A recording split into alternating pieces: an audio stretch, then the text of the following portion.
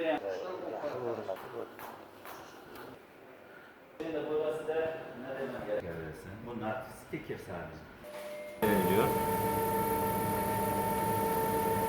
Sayfa vereceğim.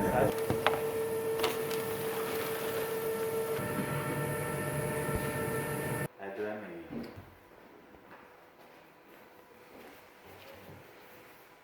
Getireyim mi?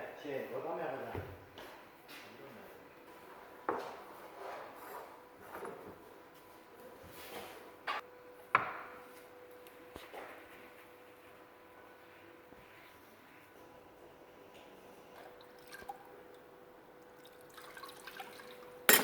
Derece. Her birinde küçük detaylar var. Bit de detayı yapma. Adam akıllı ya.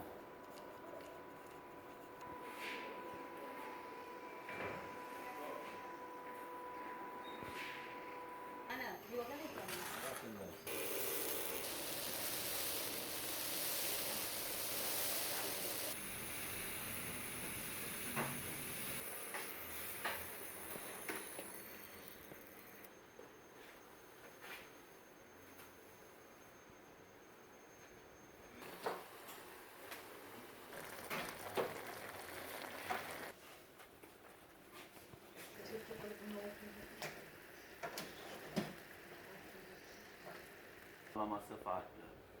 Hamurunun inceliği, kalınlığı farklı.